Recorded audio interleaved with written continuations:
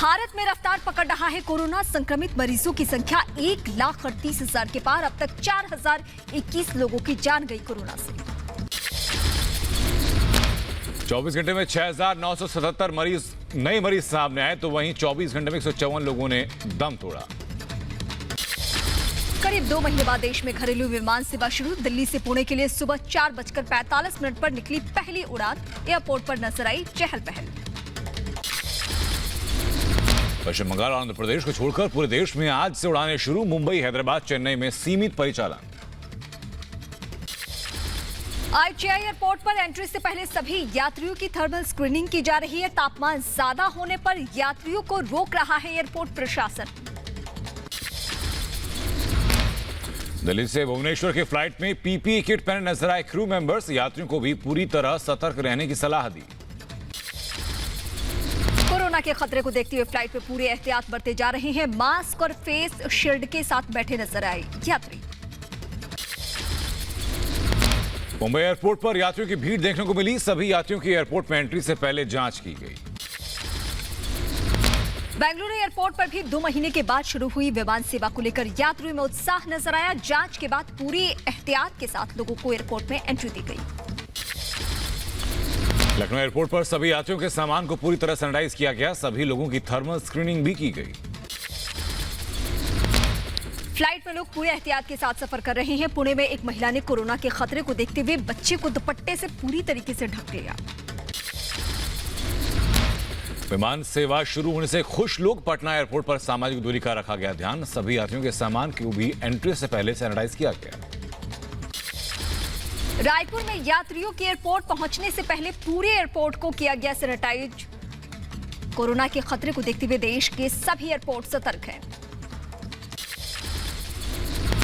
दिल्ली में इंदिरा गांधी एयरपोर्ट से 380 विमान उड़ान भरेंगे। सभी विमानों का ऑपरेशन टर्मिनल 3 से हो रहा है। महाराष्ट्र सरकार ने घरेलू उड़ानों को इजाजत दी है। 50 विमानों के ऑपरेशन को मंजूरी दी है। पहले सीएम उद्धव ठाकरे ने मुंबई एयरपोर्ट से उड़ानें शुरू करने के लिए वक्त मांगा था। महाराष्ट्र में कोरोना मरीजों की संख्या 50,000 के पार पहुंची। एक दिन में 3,041 नए केस आए सामने। 54 लोगों की जान गई।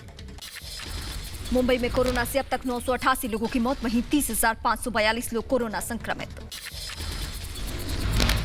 गुजरात में पिछले 24 घंटों में 29 लोगों की जान गई। 394 नए केस आए सामने। कोरोना मरीजों की संख्या 14,000 के पार पहुंची।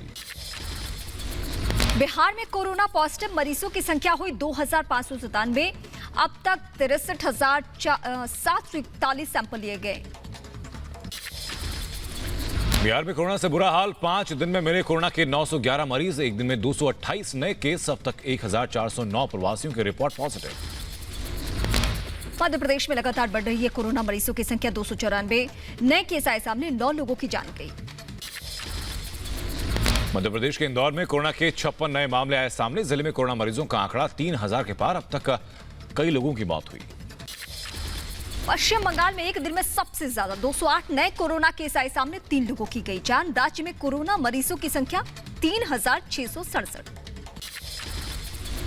उत्तर प्रदेश में कोरोना मरीजों की लगातार बढ़ रही है संख्या। पिछले 24 घंटों में 254 नए केस आए सामने। राज्य में मरीजों की संख्या 6,268 पहुंची। यूपी में कोरोना के फिलहाल 2,493 एक्टिव केस। अब तक 3,433 लोग इलाज के बाद ठीक हुए हैं। वहीं सूबे में 155 ने कोरोना से अपनी जान गंवाई है। नोएडा में कोरोना की रफ्तार तेज हुई। 21 नए मरीजों में कोरोना की पुष्टि हुई। जिले में कोरोना संक्रमितों की संख्या 345 हुई। वाराणसी में 18 कोरोना के मरीज आए सामने। एक कांस्टेबल के साथ 17 लोगों की रिपोर्ट आई पॉजिटिव। वाराणसी में कोरोना के मरीजों की संख्या हुई 147। यूपी के सिद्धार्थनगर जेल में कैदी को कोरोना हुआ। 30 कैदियों का सैंपल जांच के लिए गोरखपुर भेजा गया था। कोरोना पीड़ित गैर इरादतन हत्या के मामले में जेल में बंद है। आईटीबीपी जवानों पर कोरोना की बार। पिछले 24 घंटे में 2 नए कोरोना पॉजिटिव। इलाज के बाद अब तक 121 मरीज ठीक हुए हैं। दिल्ली में लगातार बढ़ रहा है कोरोना का खतरा। 24 घंटे में 508 नए मामले आए सामने। कुल 13,000 से ज्यादा लोग संक्रमित। दिल्ली के मरकज की जांच से जुड़े सब इंस्पेक्टर की कोरोना जांच रिपोर्ट आई पॉजिटिव। एसआई ने कई जमातियों से पूछताछ की थी। दिल्ली में वर्दी वालों पर कोरोना की मार, नंदनगरी के एसएचओ को कोरोना हुआ, एसएचओ को आइसोलेट किया गया। तमिलनाडु में कोरोना विस्फोट, पिछले 24 घंटे में 765 नए कोरोना केस, राज्य में संक्रमितों का आंकड़ा हुआ 16,277। उत्तराखंड में कोरोना मरीजों की संख्या बढ़ी, 53 नए मामले आए सामने, संक्रमितों की संख्या हुई 298। त्रिपुरा में कोरोना के 3 नए मामले आए सामने, राजधानी एक्सप्रेस से दिल्ली से लौटे थे ये तीनों ही लोग। अहमदाबाद में कोरोना से सब इंस्पेक्टर की मौत, कृष्णनगर पुलिस थाने में तैनात थे एसआई गिरीश। विदेश से लौटे लोगों के लिए सरकार ने नई गाइडलाइन जारी की है। यात्रियों को 7 से 14 दिनों तक रहना होगा क्वारंटीन। यात्रियों के लिए आरोग्य सेतु ऐप होना अनिवार्य है। योगी सरकार ने भी जारी किए निर्देश, फ्लाइट से आने पर रहना होगा क्वारंटीन, 2 हफ्ते के लिए रहना होगा क्वारंटीन। रेल मंत्री पीयूष गोयल ने उद्धव से मांगी मजदूरों की लिस्ट, 125 स्पेशल ट्रेनें देने को तैयार। उद्धव ने प्रवासी मजदूरों के लिए मांगी थी ट्रेन। सीएम योगी ने कामगारों और श्रमिकों के लिए माइग्रेशन कमीशन बनाने के निर्देश दिए। इसके तहत कामगारों और श्रमिकों की स्किल मैपिंग का डेटा तैयार कर रोजगार उपलब्ध कराया जाएगा। बिहार में सीएम नीतीश ने क्वारंटीन सेंटर में रहने वाले प्रवासी मजदूरों से बातचीत की। सीएम नीतीश ने अफसरों को जरूरी दिशा निर्देश भी दिए हैं। मध्य प्रदेश लौटे श्रमिकों का होगा door to door survey, Shivraj सरकार ने जारी किया आदेश, 27 मई से 3 जून तक चलेगा सर्वे। कोरोना से जंग में महाराष्ट्र ने केरल से मांगी मदद, अनुभवी डॉक्टर्स और नर्स भेजने की अपील। मुंबई में बनने वाले नए 60 बेड वाले अस्पताल के लिए डॉक्टर्स और नर्सों की जरूरत है। कोरोना से लड़ाई में दिल्ली सरकार का आदेश, नर्सिंग होम, निजी अस्पताल 20% बेड कोरोना मरीजों के लिए रिजर्व रखें। स्वास्थ्य मंत्री डॉक्टर हर्षवर्धन ने लॉकडाउन के फैसले को सही बताया, कहा अन्य देशों की तुलना में सही वक्त पर लॉकडाउन लागू हुआ। देश में अब डबलिंग रेट 13 दिन से ज्यादा हो चुका है। कोरोना की वैक्सीन पर स्वास्थ्य मंत्री डॉक्टर हर्षवर्धन ने कहा, दुनिया में वैक्सीन पर काम जारी, लेकिन कब तक वैक्सीन की खोज हो पाएगी अभी कहना मुश्किल है। लॉकडाउन में ढील के बाद डीएनडी फ्लाईवे पर बढ़ी गाड़ियों की आवाजाही, नोएडा में एंट्री के लिए पास जरूरी है। प्रवासी मजदूरों को लेकर असम से मेरठ पहुंची श्रमिक स्पेशल ट्रेन, बसों में रवाना करने से पहले सभी मजदूरों की थर्मल स्क्रीनिंग की गई। दिल्ली के जामा मस्जिद इलाके में सोशल डिस्टेंसिंग की उड़ी धज्जियां, ईद के मौके पर खरीदारों की उमड़ी भीड़, पुलिस की अपील भी बेअसर नजर आई। दिल्ली के ग्रेटर कैलाश इलाके में दुकानें खुली, सोशल डिस्टेंसिंग का ख्याल रख रहे हैं दुकानदार। मुंबई में प्रवासी मजदूरों को बस के जरिए घर भेज रहे हैं एक्टर सोनू सूद, देश भर में हो रही है उनकी तारीफ। गुजरात के वडोदरा से सांसद रंजन बेन भट्ट ने अनोखे अंदाज में लोगों को कोरोना के प्रति जागरूक किया। कोरोना हेलमेट पहनकर लोगों को कोरोना के खतरे को समझाया। विजयवाड़ा में कोरोना मरीजों को दवा और खाना देंगे रोबोट, 20 फीट की दूरी से मोबाइल फोन के जरिए रोबोट को आप ऑपरेट कर सकते हैं। उत्तर प्रदेश के मेरठ में 3 साल के बच्चे के लिए केक लेकर पहुंचे एसएचओ, केक पाकर बेहद खुश हुई बच्ची। पंजाब के पटियाला में लॉकडाउन के चलते एक दूल्हे ने मोटरसाइकिल पर कराई दुल्हन की विदाई, पुलिस ने दोनों के हाथ सैनिटाइज करके मिठाई खिलाई। तेजस्वी राबड़ी ने ज्योति से की बात, आर्थिक मदद के साथ पढ़ाई, शादी और नौकरी का वायदा किया। पिता को साइकिल पर बैठाकर गुरुग्राम से दरभंगा जाने वाली ज्योति इस वक्त सुर्खियों में है। महाराष्ट्र के नांदेड़ में एक साधु समेत 2 लोगों की हत्या का आरोपी गिरफ्तार, पुलिस ने तेलंगाना से धर दबोचा, हत्या के बाद आरोपी बाइक से फरार हो गया था। महाराष्ट्र पूर्व सीएम फडणवीस ने साधुओं की हत्या पर दुख जताया, कहा हत्यारों को कड़ी सजा मिले। साधु की हत्या पर आचार्य तुषार भोसले का बयान, कहा मामले की उच्च स्तरीय जांच हो, दोषियों पर जल्द से जल्द कार्रवाई हो, संतों की सुरक्षा के लिए प्रदेश में कानून की मांग की। कांग्रेस नेता दिग्विजय सिंह ने सीएम शिवराज को लिखी चिट्ठी, छोटे दुकानदारों और कारोबारियों को लेकर के चिंता जताई, खाते में हर महीने 6,000 डालने की मांग की।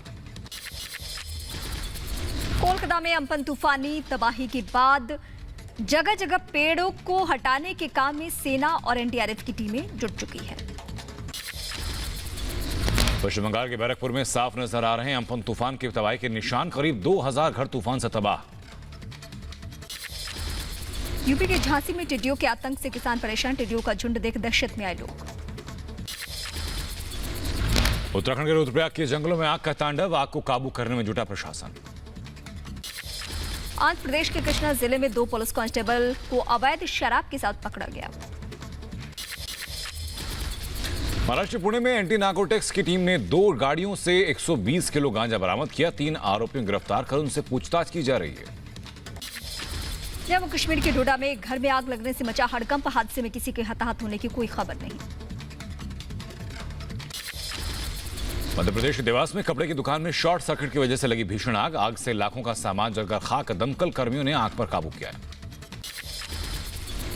दिल्ली में कुख्यात बंटी बाइकर गैंग का बदमाश अब गिरफ्तार हो चुका है। पिछले 10 महीने से पुलिस को उसकी तलाश थी। मध्य प्रदेश के बड़वानी में यात्री बस पलटने से हादसा। ड्राइवर और कंडक्टर को लगी चोट। प्रवासी मजदूरों को छोड़कर लौट रही थी बस। छत्तीसगढ़ के बिलासपुर में अस्पताल के आईसीयू में लड़की से रेप का आरोप। 2 वार्ड बॉय पर यह आरोप है। पुलिस ने केस दर्ज कर लिया है। यूपी के आगरा में हाई टेंशन लाइन का तार टूटकर पुलिस चौकी पर गिरा। कार और बाइक में लगी आग। दमकल विभाग ने कड़ी मशक्कत के बाद आग पर काबू पाया।